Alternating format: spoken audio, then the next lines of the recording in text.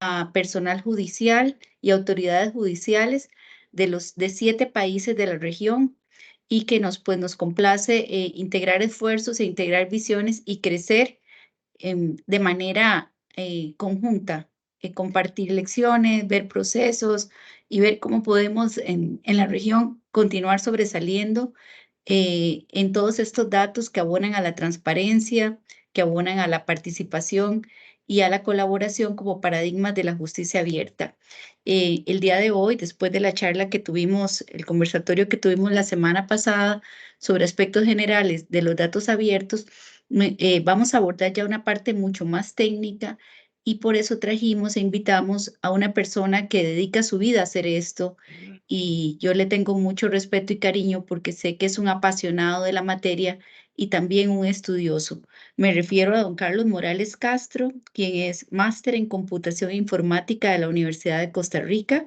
También don Carlos tiene una maestría en gerencia, tiene una maestría en gerencia de proyectos de la Universidad Latinoamericana de Ciencia y Tecnología, también en Costa Rica.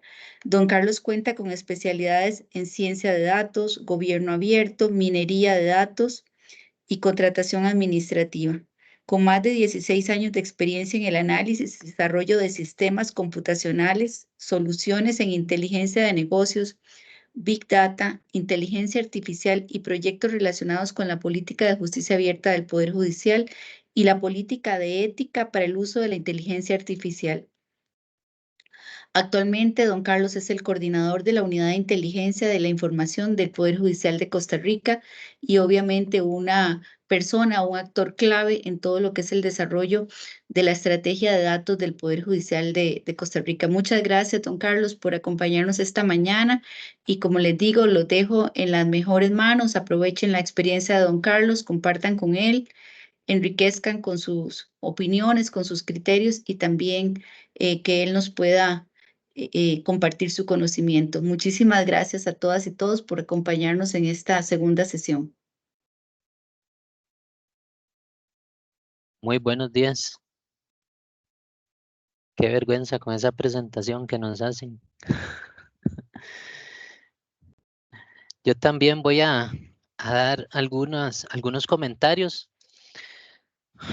Nosotros tenemos certeza de que no todos los países tienen el mismo tamaño, la misma madurez tecnológica o el mismo presupuesto. Por eso, de forma muy general, vamos a explicar sobre la mejor forma de llevar a cabo una apertura de datos. Dice parte técnica, pero hay una parte inicial que no se puede desligar del proceso como tal, aunque no es tan técnica, es más como de planeación y organización. Es importante que lo retomemos. Entiendo que la audiencia es bastante mezclada, hay gente técnica y personas no tan técnicas, entonces en esa línea también va la presentación. Me disculpo si alguno ha visto ya repetida alguna, alguna de las diapositivas, pero bueno, hay que repasar algunos conceptos para entrar al proceso como tal y al final sí cerramos con una parte ya bastante técnica de cómo el Poder Judicial de Costa Rica ha automatizado el tema de la apertura de datos después de haber pasado la fase inicial. Entonces, si me escucho bien y todos están viendo la presentación, ¿sí? Perfecto, Carlos, se escucha bien y se ve la presentación. Ok. Entonces vamos a iniciar con algunos conceptos claves. Lo primero es qué son los portales de datos abiertos. Yo quiero que hoy todos estemos de acuerdo en que un portal de datos abiertos, sin importar cuál se utilice, es una plataforma tecnológica que me va a permitir a mí exponer los datos, organizarlos, facilitar la exploración de los datos abiertos existentes y poder descargarlo en los diferentes formatos que la plataforma permite para exponer. Me parece que había un micrófono ahí. A forma de repaso, vamos a ver muy rápidamente las características de 4 plataformas de portales abiertos que hay hoy en el mercado disponibles, 2 gratuitas, 2 pagadas. cada una con sus ventajas y sus desventajas. La primera es Argis Open Data. Esta plataforma es pagada, tiene un costo individual de más o menos $100 mensuales y permite el tema de publicar, explorar y descargar algunos tipos de datos. Más adelante vamos a ver que las plataformas a veces tienen algunos tipos de limitaciones para ver o visualizar los datos, pero esto no presenta un impedimento porque de los objetivos de los datos abiertos es no limitar la creatividad. Entonces, a veces cuando ya las personas ven un gráfico ya definido, tienden a pensar que esa es la única visualización o perspectiva de los datos. Y por el contrario, más bien el tema de datos abiertos lo que permite es eso. Imagínense que es como poner un grupo de personas y tomarles fotos desde diferentes ángulos. Eso es lo que permiten los datos abiertos, que nosotros podamos ver desde diferentes perspectivas la información que está ahí publicada en un formato crudo, o sea, en la medida de lo posible sin procesar. Otra plataforma que existe también pagada es Juner. Juner es una de las, por lo menos que yo he visto, de las más utilizadas cuando hablamos de una plataforma ya pagada. Esta ya incluye la versión XLSX. Van a ver que cuando hablamos de datos abiertos siempre se tiende a dar énfasis en que sean formatos abiertos, pero lo más popular es que las personas siempre tienen Excel de alguna u otra forma, entonces los archivos de Excel son bastante utilizados para analizar datos que se descargan de plataformas de datos abiertos. Entonces, por eso es importante mencionar que Juner ya incluye la última versión del formato de Excel de Microsoft y una de las limitantes, por lo menos hasta diciembre de 2023, creo que fue la última vez que consulté, es que no contaba con generación de RDFs, que más adelante vamos a ver qué tipo de formato es este y por qué es tan importante. Un tipo de plataforma gratuita y el más común a nivel mundial es el SICAM. Esta plataforma se compone por componentes como, por ejemplo, vamos a ver si todos pueden ver el puntero. Entonces, el Python es el lenguaje de programación que puede respaldar la personalización del SICAM. Por ser gratuito, es un poquito técnico. La configuración está muy limitada, entonces si queremos cambiar el diseño gráfico hay que modificar el código, pero como es gratuito, esto se puede hacer. La base de datos es de Postgres, tiene un motor de búsqueda que se llama Solr y trabaja con archivos que puede mantener en memoria. Por eso es es una plataforma de datos abiertos bastante completa, fácil de iniciar, pero con un poquito de dificultad para personalizar, o sea, darle esa identidad gráfica de la institución que está publicando los datos no es tan fácil. Después tenemos el DICAM, que es una versión del SICAM, pero desarrollada como un proyecto abierto en Estados Unidos. Más o menos es la misma lógica, pero lo que cambia son las soluciones con las que trabaja. Entonces, en vez de tener Python, este trabaja con PHP, que también es un lenguaje de programación. En vez de Postgres tiene MySQL, que este también tiene una versión gratuita. Tiene Apache y trabaja también con Node para hacer algunos tipos de actualización de datos de forma asincrónica. Pero esta también es una versión gratuita. En la presentación que me imagino que sí la vamos a compartir, yo les dejo los links de cada uno de los sitios que estamos viendo por si quieren profundizar más en el tema. De igual forma, al final también vamos a responder todas las preguntas que surjan de esta presentación. Con el tema de los metadatos, aquí lo que hay que resaltar es que los metadatos son datos de los datos. Eso permite que herramientas automáticas puedan hacer un descubrimiento de la información que está ahí. Todo siguiendo algunos modelos que vamos a repasar también más adelante. Pero entonces los metadatos nos permiten identificar qué es lo que se está publicando y también diferenciar qué niveles de datos o de abstracción tienen. Con estos primeros conceptos ya vamos a entrar un poquito en algo más técnico. Recuerdan que yo les dije que, por ejemplo, la plataforma Junior no tenía RDFs. Bueno, los RDFs es un tipo de archivo, pero que cuenta con metadatos que ayudan al proceso de descubrir qué es lo que está dentro de ese archivo. Entonces, por ejemplo, un documento de RDF lo que tiene es un prefijo que generalmente describe qué tipo de catálogo de descripción nosotros estamos utilizando. Ahí tal vez debí alterar el orden, me disculpo. ¿Qué vocabulario es el que nosotros estamos utilizando? Es más, voy a adelantarme. Ya retomamos esta. Un vocabulario es una serie de palabras o de acuerdos que me van a permitir a mí describir un tipo específico de información. Entonces, por ejemplo, si nosotros queremos hablar de información de personas, ya existe un vocabulario que se llama FOAF. Este vocabulario ya dice cuáles son las partes que va a tener la información de una persona específica para poderla publicar en web. Entonces, ahora sí, me voy a devolver a lo que es RDF. RDF se apoya de algún vocabulario específico para describir qué es lo que está publicado ahí.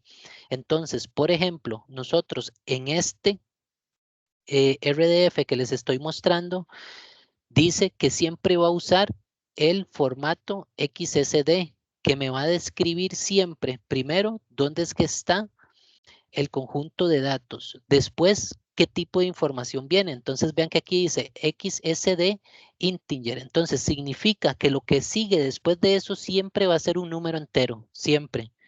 Y así es como se tiene que interpretar. Evidentemente, para esos descubrimientos automáticos, ya ellos leen esto. Entonces ellos leen que es un integer y ya saben que lo que viene aquí es un entero. Si leen, por ejemplo, que viene un string, ya saben que lo que viene aquí es texto. Se utiliza para este ejemplo, este tipo de datos para que ustedes vean que aunque es un número, siempre se va a interpretar como un texto. Y en este caso, aunque está en comillas dobles, que generalmente en programación esto se interpreta como un texto, aquí yo le estoy diciendo que siempre va a ser un número entero.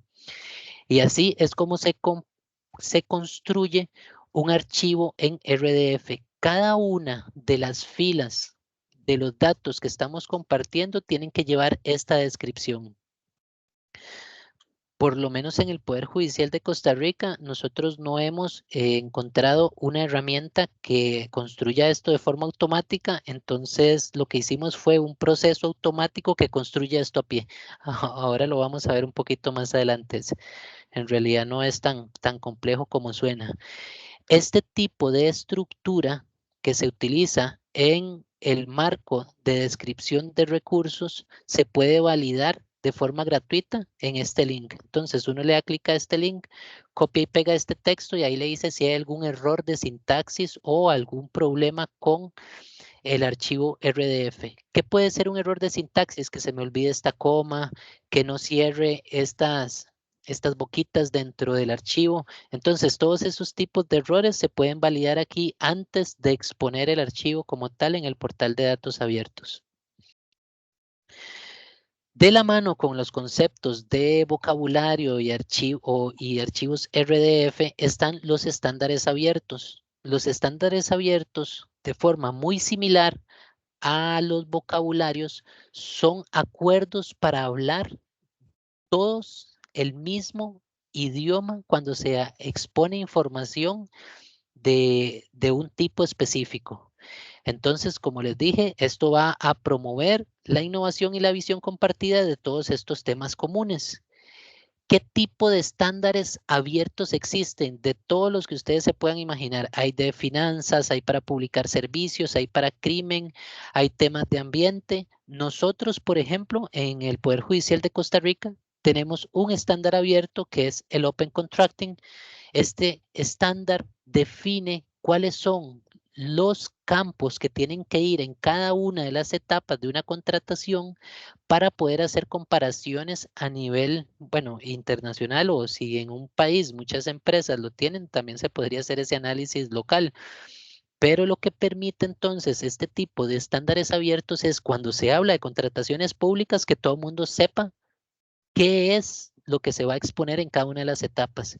Entonces, aunque nosotros tenemos en Costa Rica una ley de administración pública específica, siempre podemos compararnos con cualquier otro país que también tenga Open Contracting, porque los campos y los procesos siempre van a estar estandarizados, sin importar las características únicas de cada país que tengan con las leyes para hacer compras públicas. Entonces, esto es o para lo que sirve un estándar de datos abiertos, para hablar todos el mismo idioma sobre un tema específico. Sobre las licencias, aquí es muy importante resaltar que este es el instrumento que autoriza a una segunda parte a utilizar esos datos de una forma específica. Voy a pasar muy rápido todos los tipos de licencias que hay, pero son muy generales.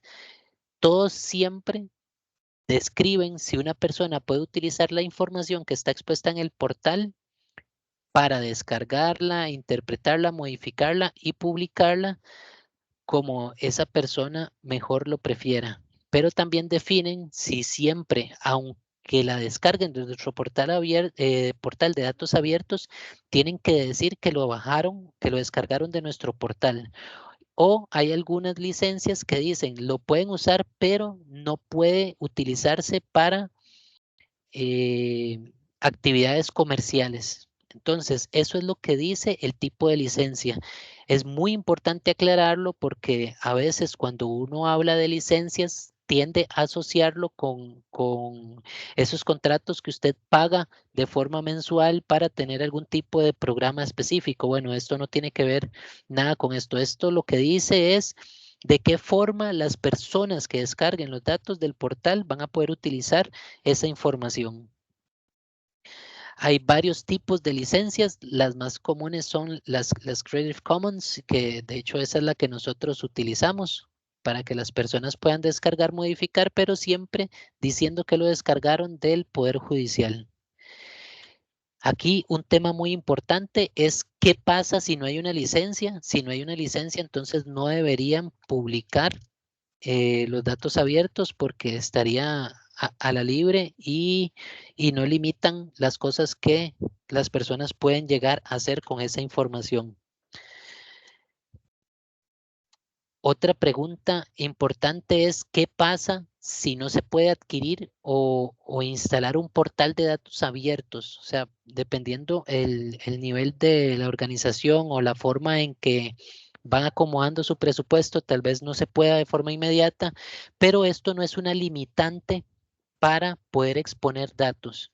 Por ejemplo, existen las mejores prácticas para publicar datos abiertos. Estas mejores prácticas son características que me permiten a mí exponer datos, por ejemplo, en una página web HTML sencilla, que esta sí se puede generar con algunas herramientas gratuitas que están disponibles en la web. Entonces, por ejemplo, estas mejores prácticas dicen cómo tienen que definirse los metadatos, qué tipos de licencias se pueden utilizar y por qué tienen que utilizar una licencia. Tiene algunas actividades que le garantizan la calidad de los datos antes de ser publicados. Definen algunas características específicas, como por ejemplo que exista un medio de realimentación para que las personas puedan opinar o preguntar sobre los datos que están expuestos. Dice qué tipos de formatos y vocabulario se utilizan para publicar datos específicos. Habla sobre el versionamiento de los datos. Esta es muy importante. La voy a explicar ampliamente porque cuando se habla de datos abiertos, lo que está detrás de esto es un compromiso institucional a exponer esta información siempre. ¿Qué quiere decir eso? Que si yo hoy, por ejemplo, en nuestro caso del Poder Judicial, expongo para la ciudadanía o un conjunto de datos sobre la criminalidad y el lugar donde pasa, y alguien desarrolla una aplicación que consume este conjunto de datos para dar un mapa de calor sobre las zonas que se conocen como de alto riesgo, de aquí a 30 años esa aplicación siempre va a ser utilizada por alguien. Entonces, de aquí a 30 años yo tengo que mantener ese conjunto de datos. Entonces, ¿qué pasa si el conjunto de datos inicial tenía solo 5 campos? Y gracias a la realimentación del portal, alguien opina que es importante incluir un sexto campo más. Entonces yo, de forma proactiva y para mejorar el portal de datos abiertos, agrego ese sexto campo dentro del conjunto de datos. Eso significa que yo ahora tengo 2 conjuntos de datos en mi portal. Tengo que mantener el de los 5 campos y mantener el de los 6 campos. Entonces, el tema del versionamiento es muy importante para poder llegar a ese control, porque si el día de mañana las personas que desarrollaron la aplicación tienen el interés de mejorarlo, incluyendo la sexta variable que yo le acabo de agregar, entonces ellos pueden ir y ver el versionamiento para identificar ese ajuste y realizarlo dentro de la aplicación que ellos desarrollaron. Entonces, como ven, no es un requisito indispensable tener un portal, es algo que sería muy bueno, pero no es una limitante para iniciar. Van a ver que yo durante todo el proceso resalto mucho eso. Si la institución tiene la iniciativa de publicar datos, hay varias formas para hacerlo. No se necesita empezar en la forma más alta con un portal y con todo un proceso automático. Se puede ir construyendo de forma incremental hasta llegar a un ideal. De hecho, en el Poder Judicial de Costa Rica ya tenemos muchos años en esto. No iniciamos con un portal de datos abiertos, iniciamos con una página HTML que cumplía con la mayoría de estas buenas prácticas y ahí hemos ido mejorando y mejorando. Entonces, ya con todos estos conceptos claros, vamos a hablar sobre las 5 estrellas de los datos abiertos de Tim Berners-Lee. Los datos abiertos, entonces, a muy grandes rasgos, es información que se expone de forma estructurada para que cualquier persona pueda descargarla, interpretarla y hacer trabajos, ya sea de comunicación o de algún tipo de desarrollo tecnológico para mejorar algo.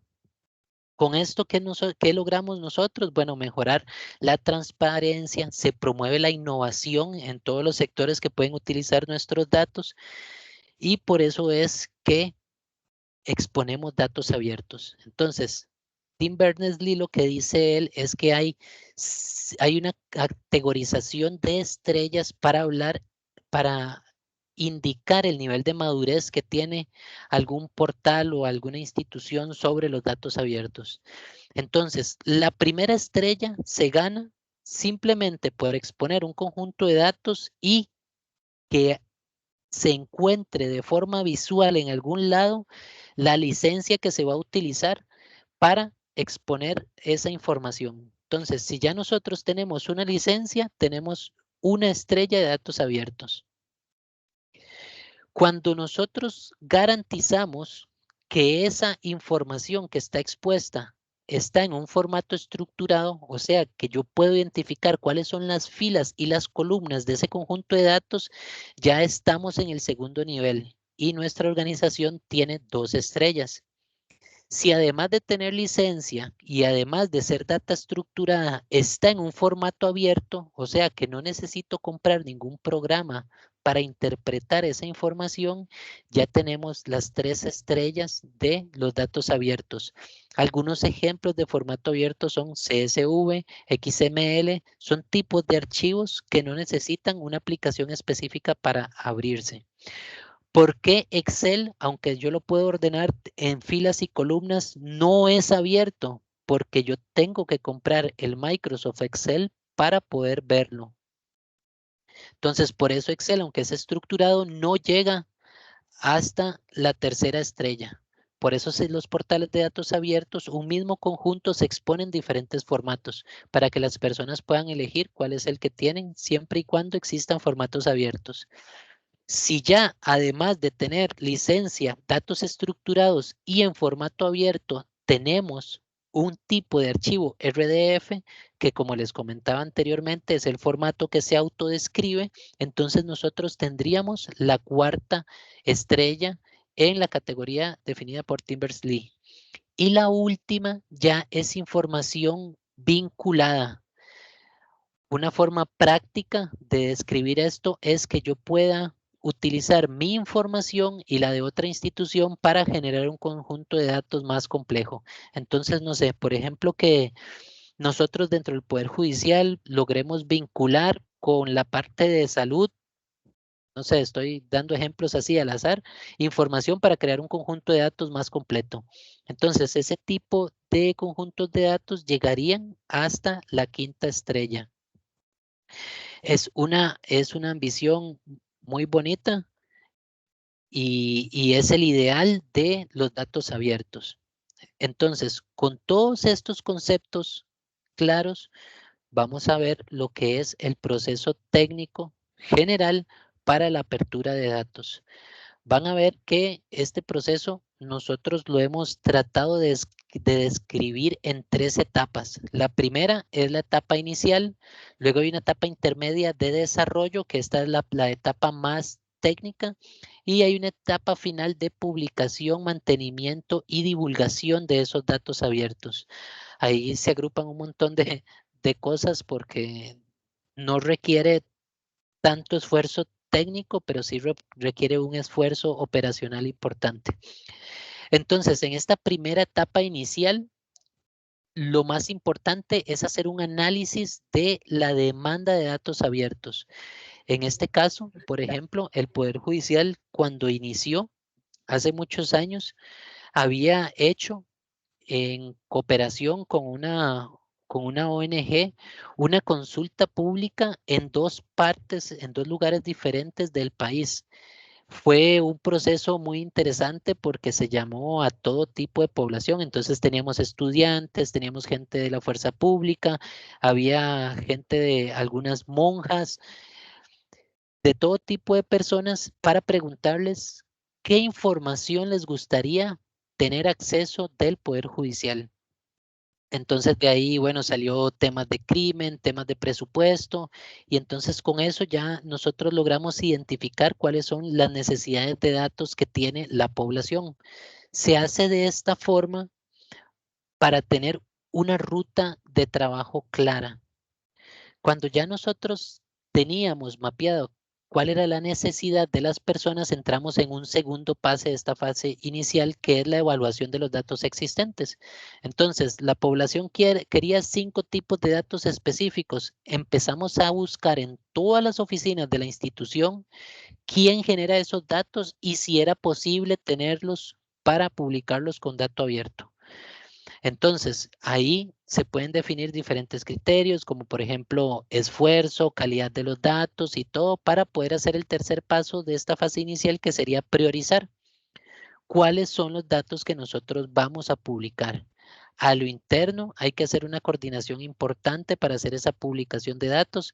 En nuestro caso, la Dirección de Planificación generalmente valida qué información se publica para garantizar que vaya alineada a toda la información que se ha expuesto en el pasado y no generar confusión en las personas. Entonces, ese es un tema importante, por eso hay que coordinar de forma interdepartamental o interinstitucional en caso de que el alcance de alguna institución sea más grande. Entonces, ya cuando los tenemos priorizados, ya se seleccionan los datos y se hace un plan de publicación que ya incluye todos los esfuerzos que son un poquito más técnicos. Entonces, con esto llegamos a esa segunda fase de desarrollo. Esta segunda fase de desarrollo tiene 2 caminos. El primero es la automatización y el segundo es la creación manual de los archivos.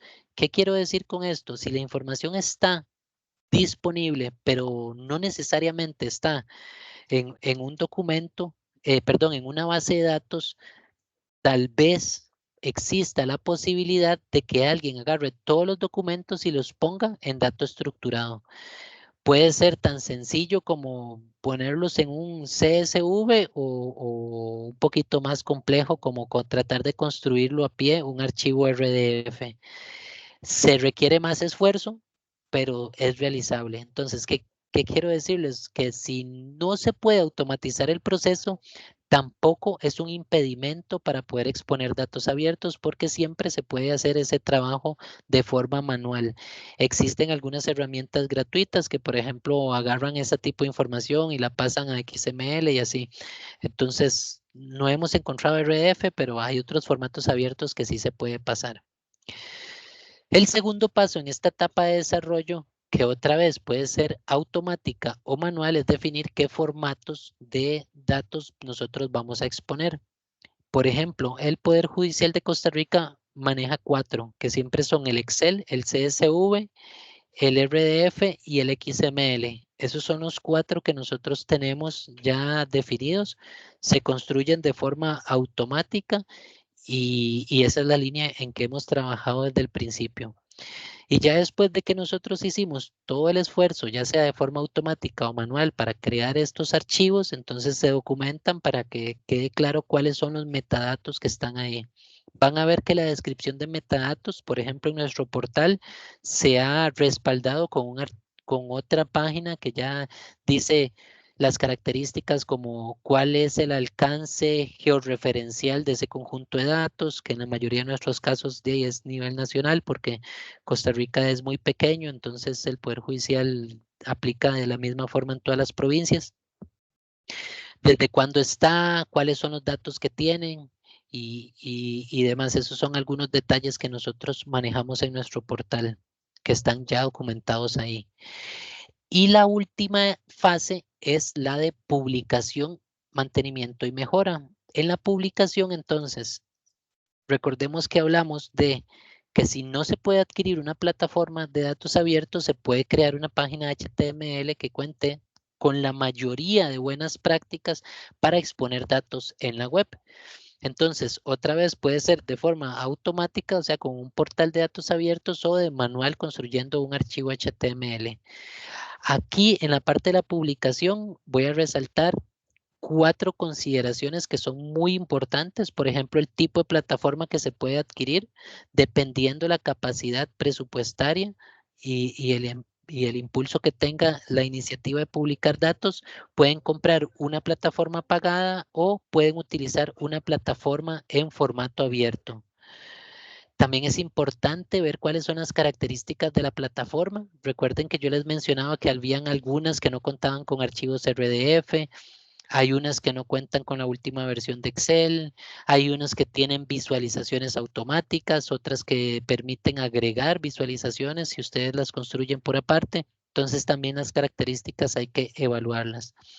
El tema de accesibilidad y usabilidad, que la plataforma cuente por lo menos con características que les permitan a las personas con discapacidad tener una mejor interfaz para tratar. Todas estas cosas son deseables y que puedan garantizar una integración con la forma en que nosotros construimos la parte de desarrollo.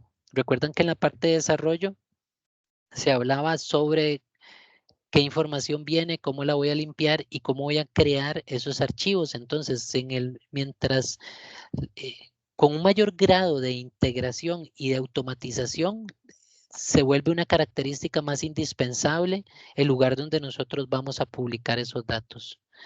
Ya después de eso es importante estar pendiente de la realimentación que le van a dar las diferentes personas que consumen los conjuntos de datos para ir mejorando los que ya existen o agregando nuevos conjuntos de datos en caso de ser posible.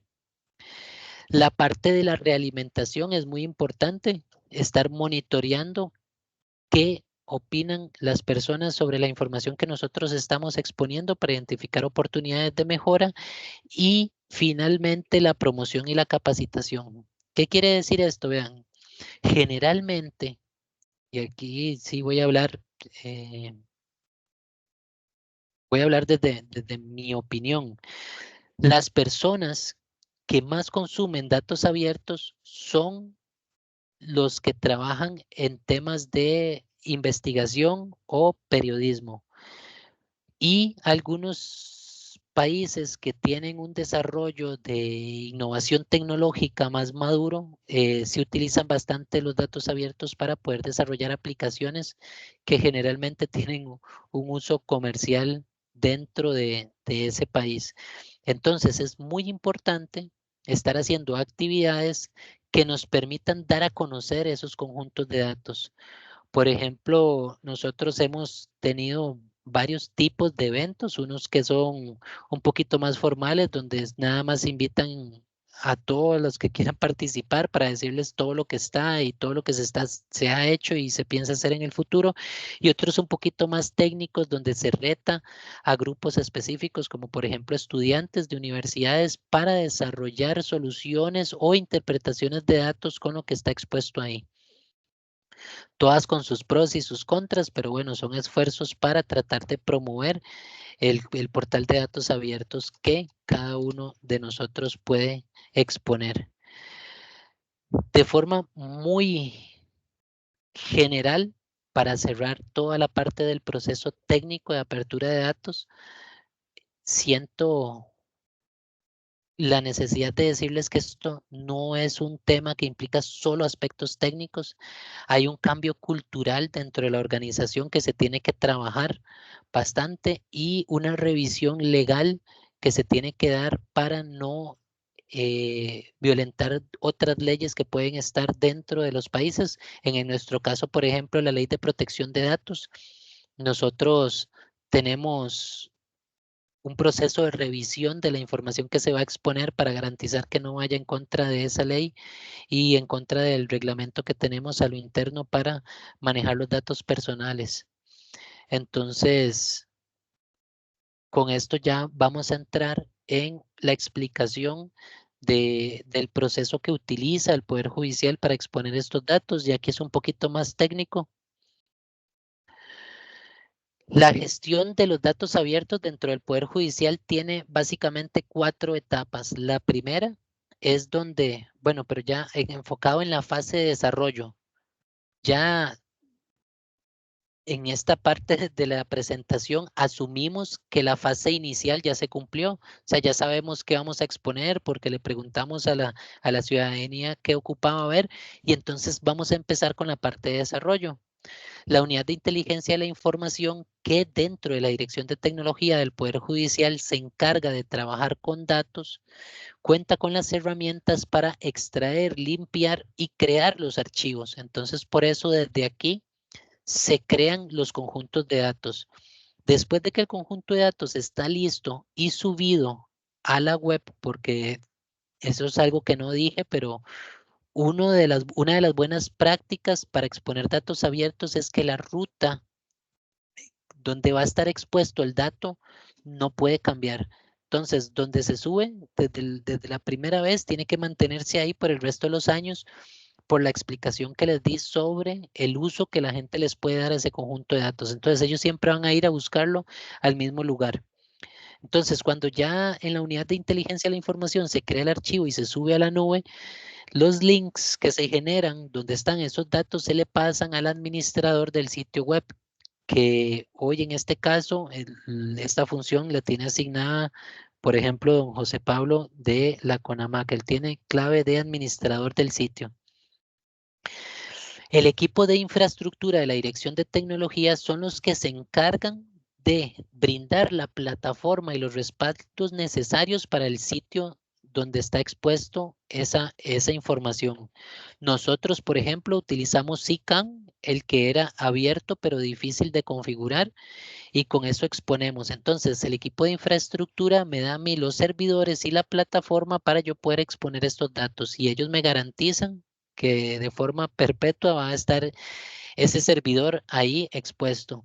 Un dato importante también es que este servidor sí está fuera del Poder Judicial. Entonces, si por ejemplo en Costa Rica por algún desastre natural se cae el edificio del Poder Judicial donde están los servidores, el portal de datos abiertos va a seguir en línea porque ese está virtualmente distribuido en por lo menos 2 lugares en el mundo.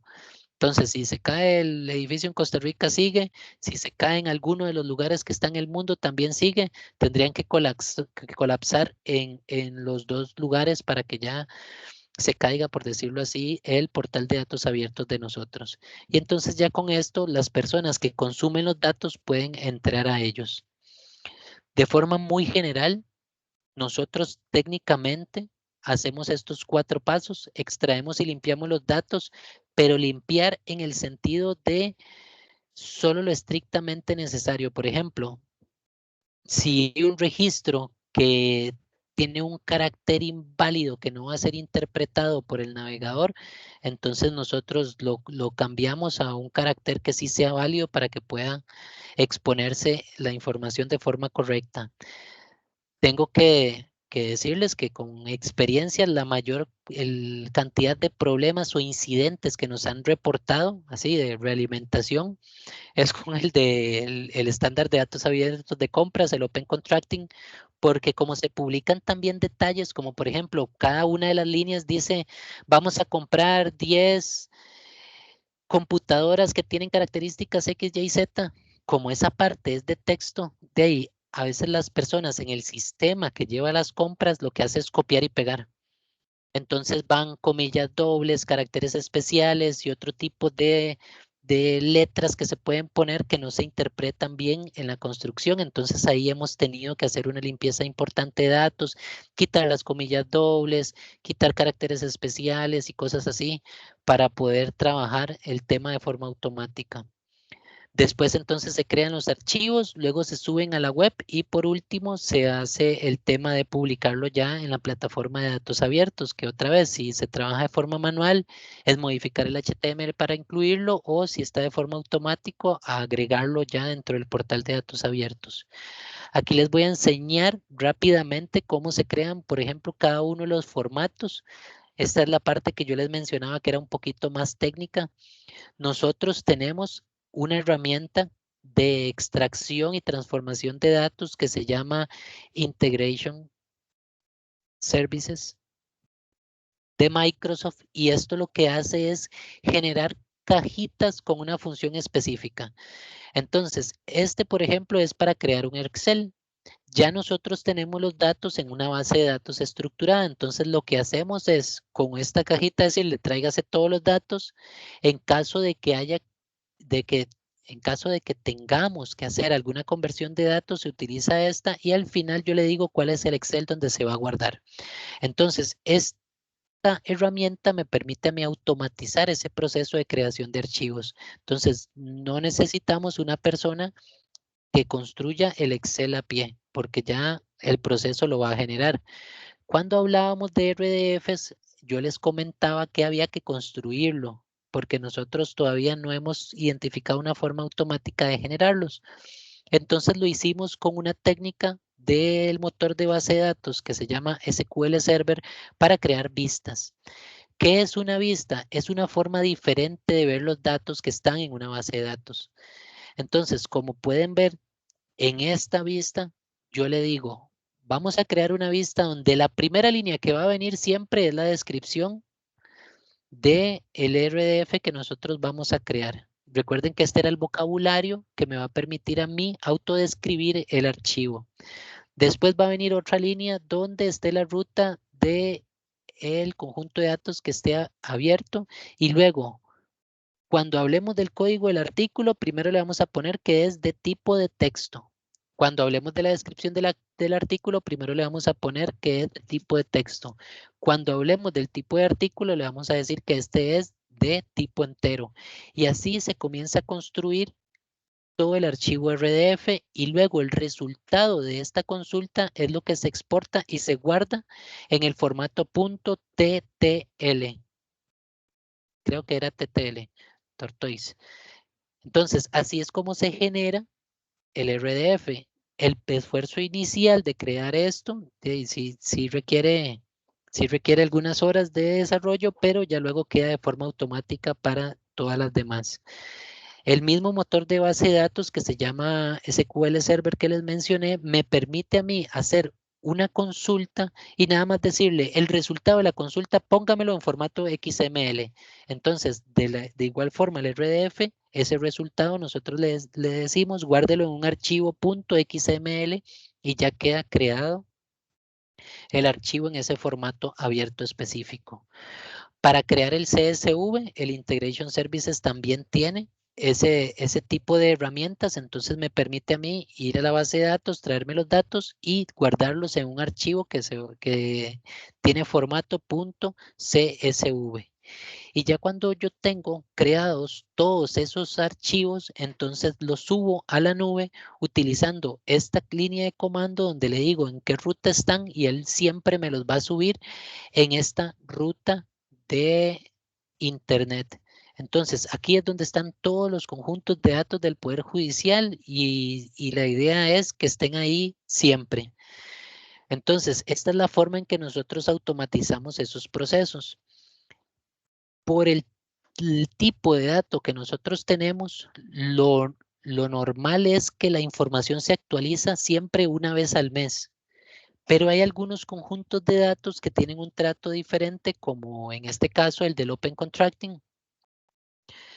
Por ser un tema que se mueve bastante durante la semana, entonces ese tiene una actualización diaria.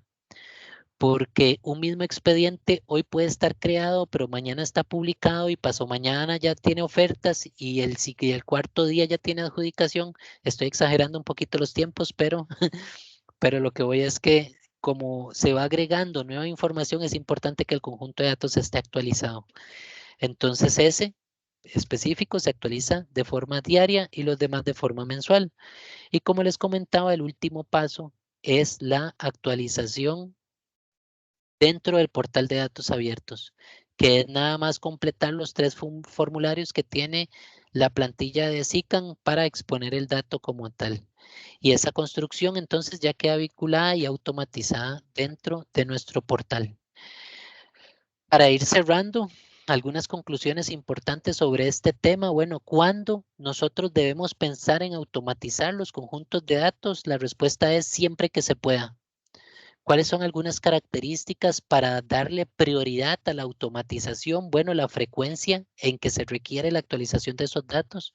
Por ejemplo, el Poder Judicial de Costa Rica tiene un promedio de más o menos 3.100 contrataciones al año. Y esas contrataciones todas tienen el proceso de generar la requisición, buscar el contenido, recibir las ofertas, hacer la adjudicación, hacer los pedidos. Entonces son diferentes etapas para 3.100 documentos que tienen millones de líneas. ¿Por qué? Porque hay contrataciones que son muy sencillas de comprar solo una cosa, pero hay contrataciones, por ejemplo, de libros que son muchas líneas, o sea, más de, voy a exagerar, no sé, más de 1.000 líneas. Entonces, cuando la frecuencia es tan importante, es necesario empezar a definir tareas automáticas para la publicación de estos tipos de conjuntos de datos. Si el proceso de limpieza también es muy complejo, también es importante pensar en la automatización y lo más importante, lo más fácil es si la data ya está estructurada, o sea, está en una base de datos, si el origen de datos lo permite, hay que aprovechar y automatizar ese proceso lo más rápido posible. ¿Cómo se puede iniciar? Bueno, vieron la descripción de las 3 fases, ¿verdad? La fase inicial, donde se define qué es lo que se va a publicar, la fase de desarrollo, donde construimos los archivos, y la fase de publicación y mantenimiento. Es como la línea, pero eso se puede agrupar en estas 4 ideas. Lo primero es ver qué tenemos, preguntarle a las personas qué necesitan, traernos toda esa información y publicarla. Como les dije, esto es un proceso que no es solamente técnico, hay cambios culturales importantes que se deben hacer. Por eso siempre vamos a tener estas dificultades en temas de datos abiertos. El desconocimiento, que esto tengo que admitir que a lo largo del tiempo ha mejorado, pero no ha desaparecido.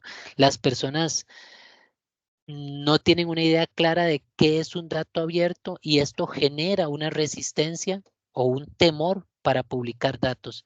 Entonces, estas son dificultades que siempre están, pero con estrategia y educación y tiempo se pueden superar. Es importante cuando hablemos del portal de datos abiertos decir que requiere un alto nivel de compromiso porque hay una parte o una inversión inicial de desarrollo, si estamos hablando de la parte automática, ¿verdad? Que se requiere para poder iniciar y como les dije, una de las características es que a lo largo del tiempo se tiene que mantener lo que ya se publicó. Entonces esto requiere un esfuerzo de almacenamiento, un esfuerzo de encontrar cuál es la plataforma ideal para nosotros y demás, que entonces es importante resaltar el compromiso para publicar datos abiertos y el nivel de madurez que nos va a permitir a nosotros hacer esta publicación. Otro tema importante es que en la medida de lo posible siempre lo que se tiene que publicar es el dato puro, porque a veces se tiene la costumbre de publicar, por ejemplo, en archivos de Excel ya el dato con algún tipo de interpretación y esto es lo que se quiere eliminar. Más bien, se quiere poner toda la información de forma estructurada, o sea, con columnas y filas y que las personas desarrollen o inventen sus propias visualizaciones, sus propios análisis para poder mejorar. Entonces, esto no es como exponernos para sacar nuestros defectos, sino que es más bien brindar información para que nos ayuden a mejorar. Y el tema del mantenimiento, porque como les comentaba, cuando ustedes publican datos abiertos, es un compromiso que se adquiere para el resto de la vida de la institución. Entonces, de ahí, eso requiere que se esté mejorando, que la plataforma esté en constante revisión, porque cuando se inicia, tal vez el consumo o el acceso de los datos es limitado, pero conforme va aumentando el nivel de promoción de esos datos, ya son más las personas que los consumen, son más los procesos automáticos que descargan esa información y entonces a veces hay que fortalecer también la plataforma como tal. Recuerdan que en nuestro proceso, por eso infraestructura es una entidad muy importante porque ellos nos ayudan a monitorear ese tipo de crecimiento que se da también del consumo de los datos abiertos. Esto era todo lo que tenía para presentarles. Entonces, si gustan, podemos ver las consultas que tengan sobre este tema.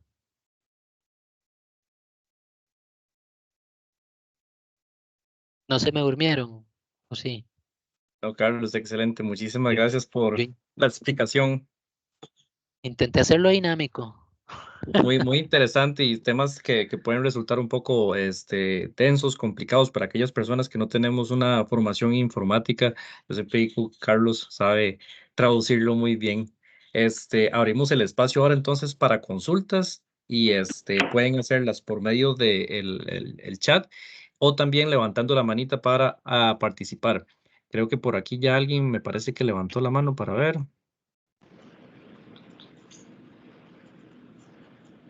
O alguien que tenga algún comentario en el chat.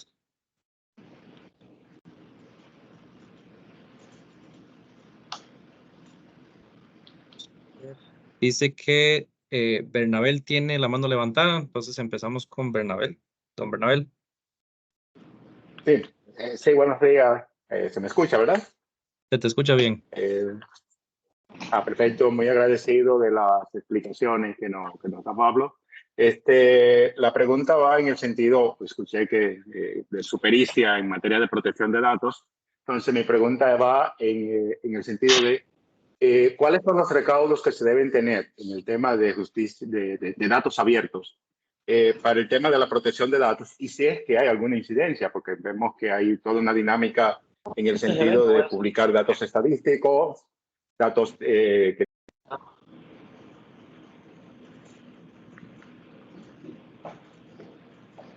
Perdón, don Bernabel, se quedó silenciado. ¿Podría abrir el micrófono otra vez, por favor? Bueno, no sé dónde quedé, reitero. Con el tema de la protección de datos y el tema de los datos abiertos, la pregunta es si hay un punto de cruce entre los datos personales y los datos abiertos, y si los hubiera, ¿cuáles serían los recaudos que hay que tomar en cuenta para la protección de datos personales en el tema de la exhibición de los datos abiertos? Ok, Vea, ahí la primera recomendación es que hay que apegarse fielmente a la ley del país donde estamos sobre el uso de los datos personales en la publicación. Yo como recomendación le puedo decir que lo que hemos implantado es evitar que la persona pueda ser identificada en el conjunto de datos. Entonces, por ejemplo, hay algunos conjuntos de datos donde es importante poner variables sociodemográficas. Entonces, si por alguna razón nosotros llegáramos a poner algún tipo de conjunto de datos que tenga el delito, o sea, el tipo del delito y las variables sociodemográficas, si hay que hacer un análisis que garantice que no se va a identificar a la persona. Por ejemplo, si en Costa Rica solo hay un pueblo chiquitito, bueno, me imagino que hay más, ¿verdad? Estoy dando un ejemplo al azar, y solo hay un carnicero, entonces nosotros no podemos poner la ocupación porque de ahí solo hay un carnicero y lo van a identificar. Entonces hay que tener ese cuidado. Por eso usted vio que en la parte inicial uno de los puntos era coordinación interdepartamental. A veces nosotros, por ejemplo, el equipo técnico no tiene la experticia para garantizar esto que le estoy diciendo, entonces por eso nos respaldamos con un grupo interdisciplinario que sí lo vea. Entonces, en nuestro proceso de consulta, sentamos todos los profesionales de todas las áreas del Poder Judicial para que ayudaran a garantizar esto. Entonces, la recomendación inicial 1 es que hay que pegarse al 100% a la ley de protección de datos vigente. La recomendación 2 es evitar publicar datos que permitan reconocer a alguien, porque a veces un dato que se considera público me permite hacer ese tipo de cosas. Entonces, dependiendo la naturaleza del conjunto de datos, sí hay que tener cuidado. O sea, hay que respaldarse con gente que le ayude a uno a garantizar esto. Sí, sí logré responderle. Sí, sí, y me parece bastante interesante el punto para tomar en cuenta, porque por lo regular la configuración constitucional de la de protección de datos en nuestras constituciones, en la constitución de la región, apuntan a la persona identificable. Como dice, si hay un solo carnicero, si hay una sola persona con un oficio, o hay un número de personas muy reducido con ese oficio o con una determinada característica, identificar esa característica podría ser identificable a la persona. Entonces, me parece que el recaudo va mucho más allá de solamente mirar a la persona por sus datos identificables, sino que también tenemos que tomar otros parámetros. Muchas gracias. Muchas gracias, don Bernabel. Me parece que el magistrado don Héctor también tenía su mano levantada. Hola, muy buenos días.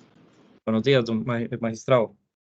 ¿Qué tal? ¿Cómo está? Mi nombre es Johan Alberto Tomasino, soy asistente jurídico del magistrado y él me delegó para que estuviera en representación de él en esta reunión. Solo pues inicialmente agradecerles porque realmente uno se da cuenta de los retos que tiene y de las bondades que le permiten a cada institución que administra justicia pues brindar estos datos abiertos. Hay temas que nosotros como bien se dice, solo manejamos muchas veces lo jurídico y esta plataforma pues técnicas computacionales pues nos permiten de una u otra manera pues brindarle al usuario el acceso a esta información que es de vital, pero de vital que ellos la tengan de primera mano, ¿no? Y con un lenguaje digerible también. Así que más que hacerle una consulta, pues agradecerle por la enseñanza de este día y quedamos pendientes también de cualquier otra cuestión que se suscite en el camino y bueno, me repito, agradecerles nuevamente por permitirnos ser parte de este equipo. Buen día. Muchas gracias. Muchas gracias por el comentario. Seguimos con el espacio de preguntas. Bueno, nos mencionan por acá en el chat que muy buen trabajo, don Carlos. Muy claro lo que nos compartió. Excelente, muy claro lo compartido.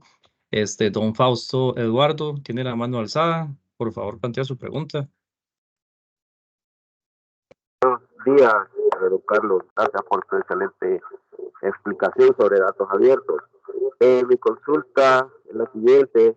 En Costa Rica, ¿cuál es el procedimiento que utilizan para la limpieza de los datos previo a su publicación? Gracias. Pero es que ahí con toda transparencia le puedo decir que el procedimiento es ver que el proceso no se caiga, el proceso automático. porque nosotros sí hemos tratado en la medida de lo posible de apegarnos a poner el dato puro. Entonces no hay como un procedimiento específico que diga, vea, este dato le vamos a dar este tratamiento específico, sino es ver que la información salga completa sin cambio desde la base de datos. Entonces, por eso en nuestros conjuntos de datos van a encontrar campos vacíos, van a encontrar, no sé, a veces se exponen cosas que no deberían, como que un campo es para poner una descripción y ponen un número de teléfono. Ese tipo de cosas se ven porque no se limpia tanto, buscando siempre mantener ese concepto del dato puro. Sí, tengo que confesarles que nosotros tenemos conjuntos de datos que ya son considerados estadísticos, entonces ya vienen como preprocesados, pero el procedimiento como tal en la parte de desarrollo es ese, es garantizar que el proceso automático no se caiga.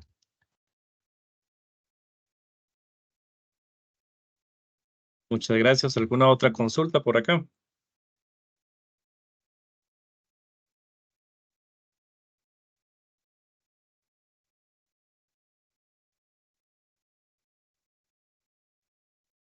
Bueno, creo que no tenemos más comentarios y más consultas. Vamos a ver. Si alguien tiene también que aproveche alguna otra consulta sobre procedimientos técnicos, personal técnico que hay acá, sería bueno que aprovechen la oportunidad también para consultarle a don Carlos. Igual, don José Pablo, la dinámica, ¿cuál sería? Si surge alguna otra duda, se lo pasan a ustedes y ustedes nos lo hacen llegar. Exacto, Ok. exacto. Bueno, la sesión queda grabada.